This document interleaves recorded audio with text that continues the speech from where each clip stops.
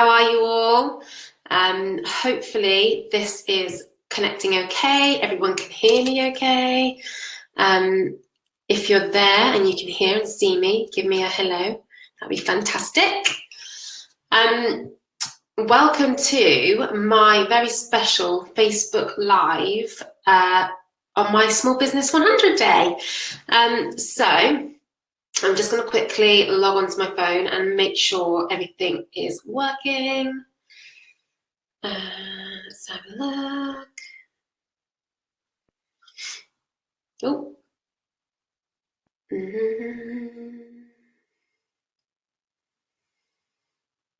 Aha, hello Becky. Cool, so we're all working, fabulous. So the purpose of today really was to kind of celebrate, if you like, my Naturally Social, my business, making it onto this year's Small Business 100 campaign.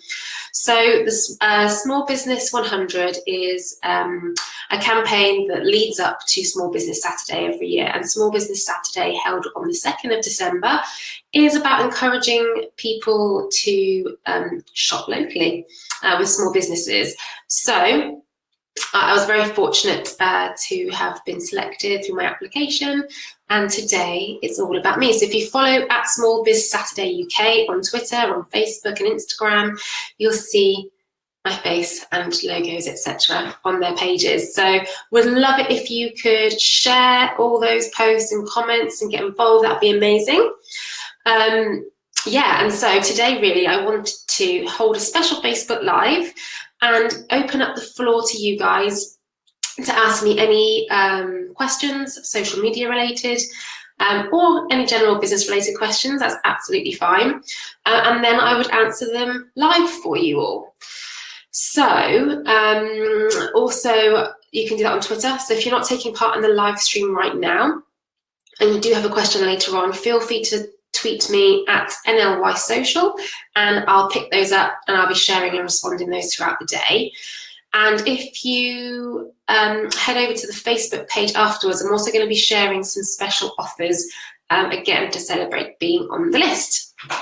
Cool, so let's get to it. And what I'll do is I'll keep checking on my phone to see, good morning, just to see if anybody's leaving any more questions. I've also received some specific social media questions ahead of this live, so I'm going to be starting off answering those.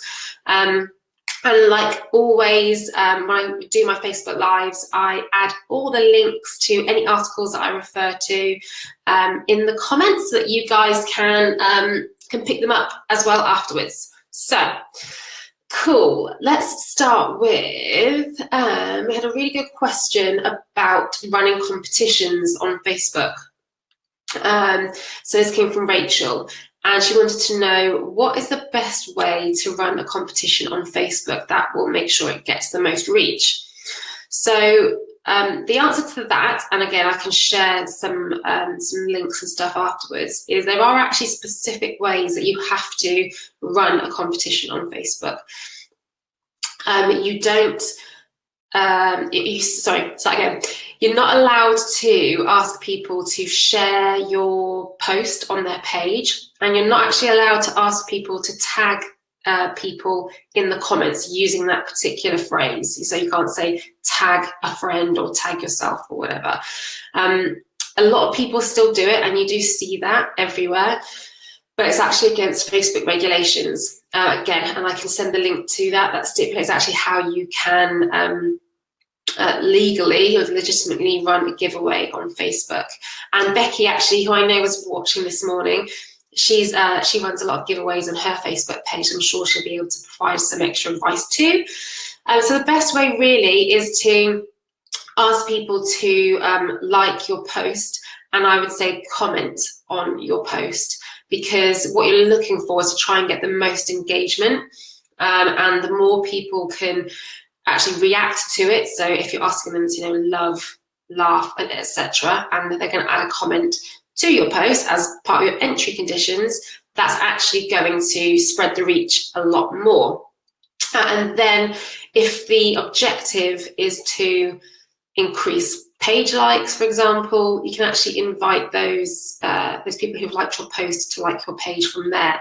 But yeah, the best way to run a competition or giveaway is to actually seek engagement, get people to write a comment, answer a question, nominate a friend that deserves whatever you're giving away. In terms of length of time, obviously the longer you run something for, the better. But sometimes I find if you sort of create a sense of exclusivity, so for 24 hours only we're giving away X to the first 10 people, then that can really work as well. But when you're doing stuff like that, you need to have a small budget for Facebook advertising in order to then boost the post into the newsfeed of people who you want to enter, so your target market. And really, if you are running a competition or a giveaway that's lasting more than a day, a few days, you need to keep your engagement up as well. So you need to be commenting, replying, liking people, liking comments, replying to them and responding and keeping up the engagement so that actually it keeps working in the newsfeed for you. So yeah, so as Becky said, I always word it as nominate a friend, exactly, to get around the tag rule. I also did one the other day where I said you can have extra entries for shares, follows on other platforms. Yeah, that's awesome. That's a really good idea, Bex, really good. So asking for shares and follows on other platforms, but it's not part of the conditions of entry. Yeah, so that is specifically Facebook giveaways. If you're going to use other platforms, that's just like Becky said, using on Instagram and Twitter, then you can ask for those retweets and shares to help expand the reach. So yeah, fabulous. Hope that's helped. Rachel, let me know if you want to send a preview of your giveaway in terms of wording, content, how to write it.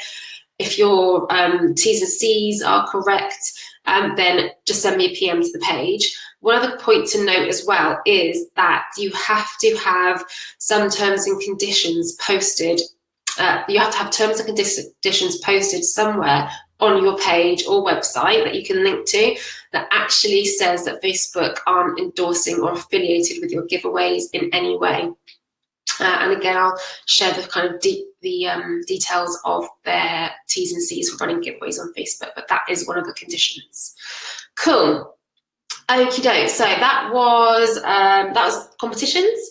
We also had a question from Natalie, I believe. Natalie, she asked me, how do you record time-lapse video with sound on? And quite simply, you have to use editing apps. So if you're going to create time-lapse on your iPhone through the normal camera, you're going to need to download or use something like iMovies. There's an app called Clips, and then add the audio on top of that. There are other apps. There's an app called iTimelapse Pro. VidLab, I think, is another, and InstaVideo too. So yeah, you're just going to have to basically use editing software to get the music over the top. And be careful, make sure that you have the permissions to use. Morning, Kat. Hello, thanks for joining in. Yeah, make sure you have the permissions to use the music. So you know you're going to have to sort of find music sites that will have royalty-free. That's what I was looking for. Royalty-free music for you to use. And actually, if you try and upload video now on Facebook, which you're using just tunes off your phone, it will actually stop you from posting that video because it will know that it's not that you're using someone else's music. So yeah, hopefully that helps. Again, I will post a link to that article about all the apps, the apps you can use to edit your videos. Yeah, if anyone else has any questions as we go, feel free to write them on the screen. As I said, that'd be great. I'm more than happy to answer as we go along. If you can't think of anything now, you think of anything later, or you've got anything that springs to mind, then just tweet me, because I'm going to be on Twitter all day today. So at NLYSocial, and just send me a tweet and I'll answer your questions. Okay, so what else did we get? Let's have a look. Let's have a look.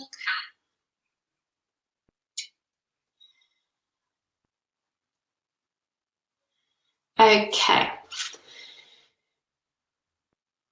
Instagram. Becky, you asked earlier, when are Instagram planning on enabling links directly in the feed and stories, enabled to link products? Really great question. So for those of you who might have a product-based business, retail business, Instagram is obviously a really powerful tool for showcasing what you sell and what you do. At the moment, you can't add clickable links anywhere, or clickable URLs anywhere in your posts unless it's in your bio, basically. So good news kind of for you, Becky. I read months and months ago they were bringing this in. If you are paying for advertisement on Instagram, you will get a shop now button appear, so that will drive people through to your website. However, I've just read this month, in fact, that Shopify have actually teamed up with Instagram, and they're working, and they're actually not working, they're testing, trialing a function basically for you to be able to tag up to 5 products in your post, so that people can drive through and buy directly from your website. So that's cool, that's great news. However, it is only available in the US at the moment. Once the testing is complete, they're going to be rolling it out. The only issue there is, of course, do you use Shopify for your e-commerce solution? So yeah, could be good, could be bad, but there you go.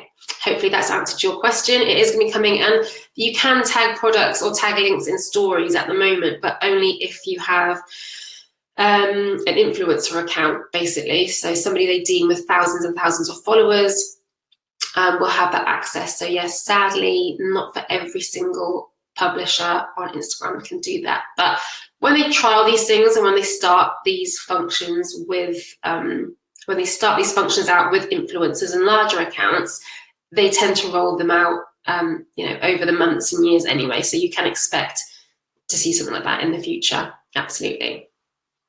Okay, so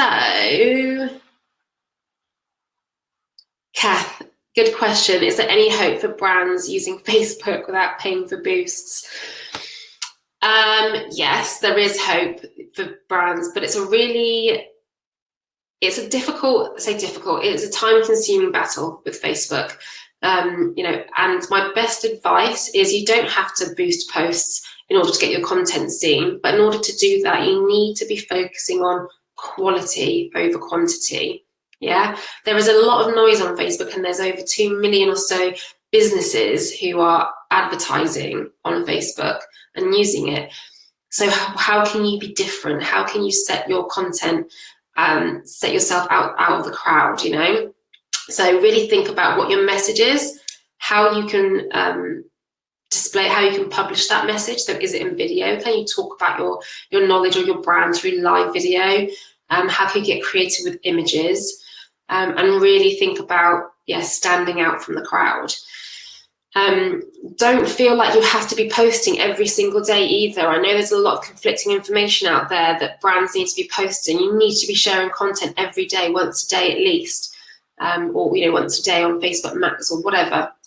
But it really is about learning what works for your audience and making sure that what you've got to say is valuable and is done so in a creative way that makes people want to stop in their newsfeed. When you create something that's thumb-stopping, if you like, that's what Facebook calls it, that ignites engagement, and the engagement is what keeps building in the newsfeed and driving more engagement to it. So yeah, there is definitely hope for brands. I hope that makes sense, Kath. If you want me to elaborate, please let me know. How you can do that, and then when it comes down to creating quality content, it is really about storytelling and opening up your organization to people, and ultimately not selling on Facebook. You can sell. I always say social media is the art of selling without selling. How can you talk about your brand and your business in a way that actually people care about, and that will get people engaging with it? Because the more people engage, as I just said, the more it spirals out into other people's news feeds.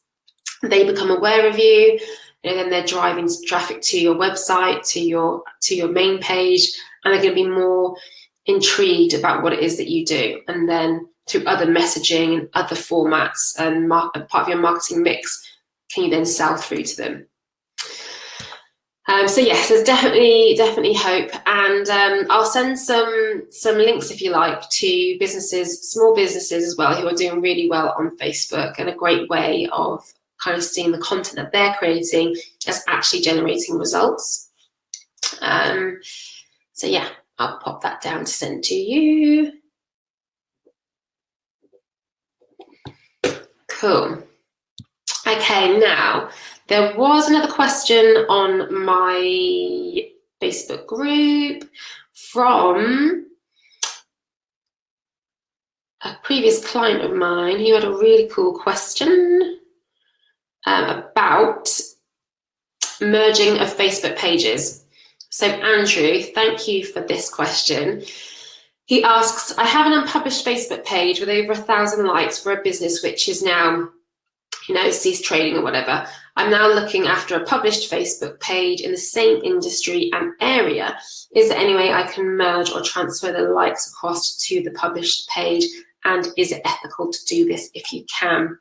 Thanks, Kat, take care. Yeah, which is a really great question. So ultimately, yes, you can technically merge pages together. That is a function that you're able to do. But I don't think it will work for you because Facebook will pick up when you're trying to merge the two pages. It will look at them both and then realize that actually they're not representing the same business at all. So you can only merge pages where they directly reflect each other. Yeah, so I don't think you'll be able to do it. And if you even try and change, if you if you publish the unpublished page and then just try to change the name, Facebook will also pick up on it.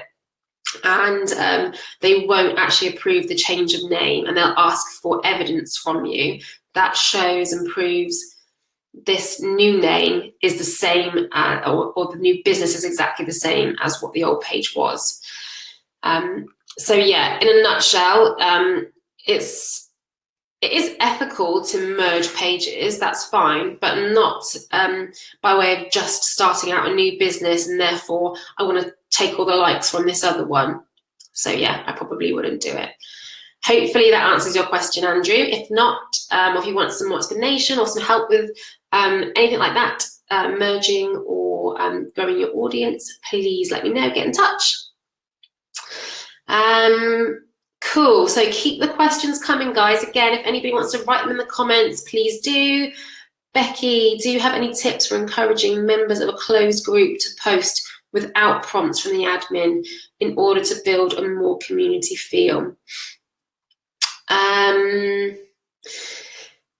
Yeah, so, I mean, it's a tough one, isn't it? Because at the moment, there are so many groups on Facebook. They are everywhere. And again, it goes back to what we're saying to Kath.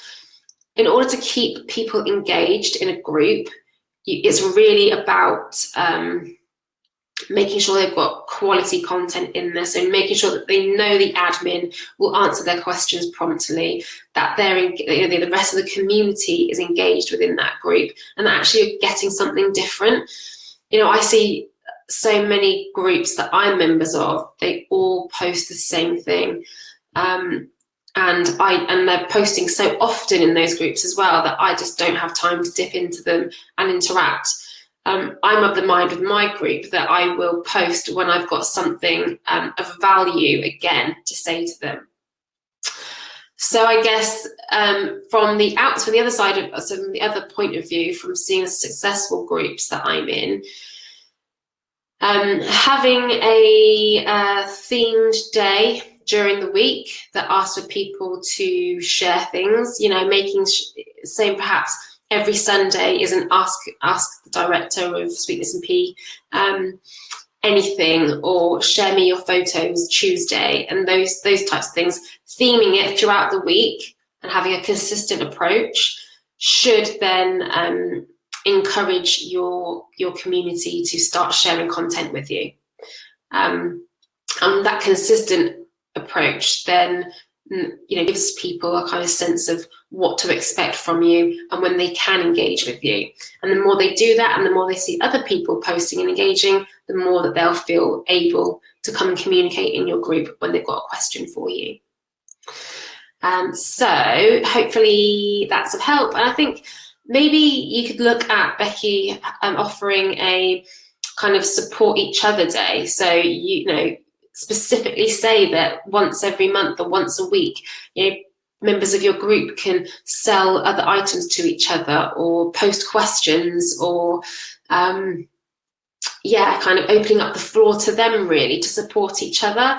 So rather than it being real, focused on you and it being not very, the themes that was, Motivational Monday or, Talk to Me Tuesday or whatever, let's try and open that floor to members of your group to support each other. Always ask them, how can this be more valuable for them? Where's the value in this for them? And have that consistent approach. Hopefully it helped. Hopefully it answers your question, Becky. Let me know if you want to bounce any ideas around, or if you've got any follow-up questions to that, let me know.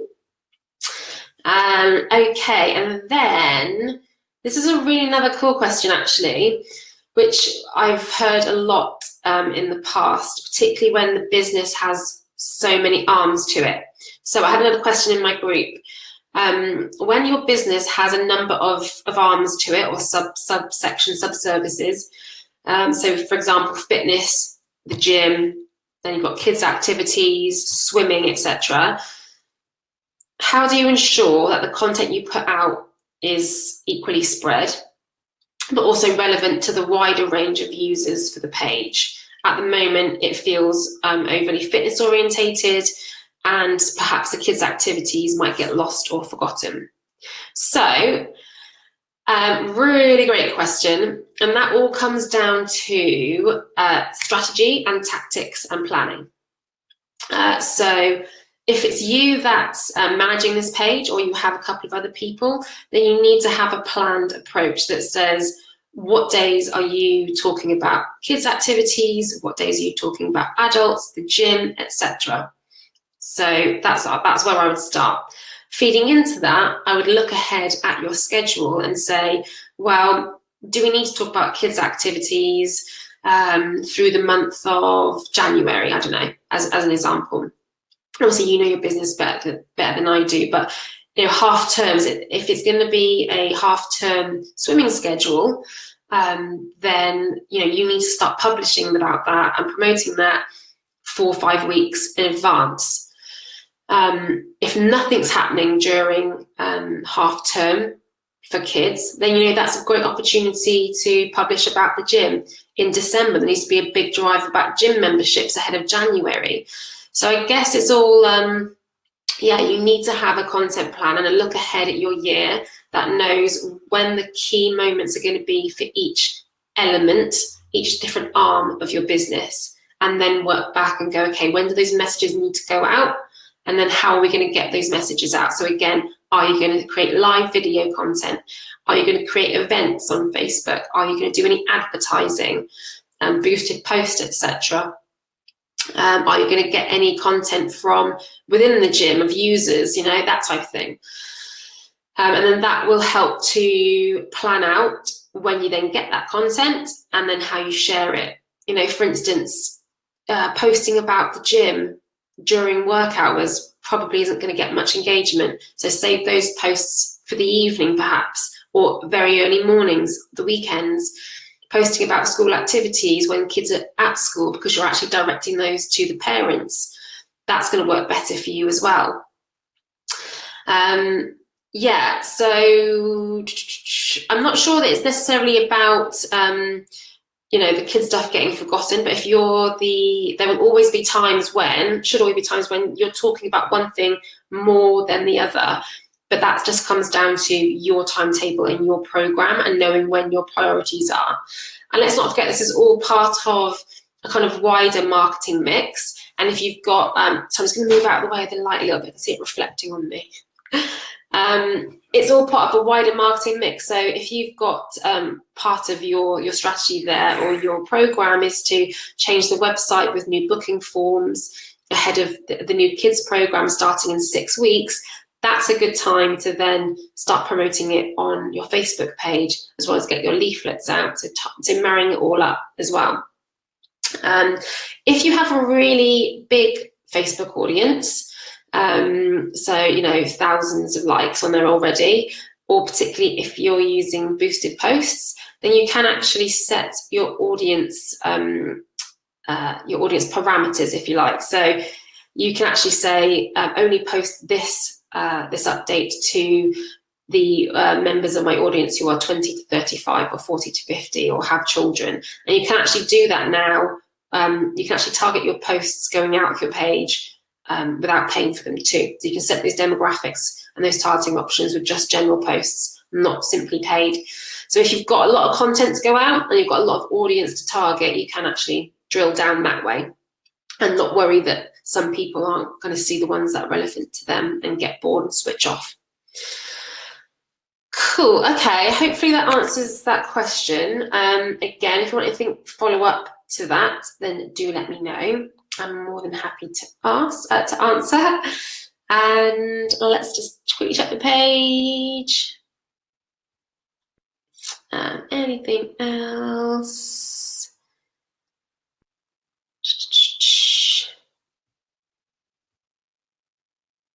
Loads of ideas, not getting much decorating to this one, great live. Thank you, Becky, much appreciated.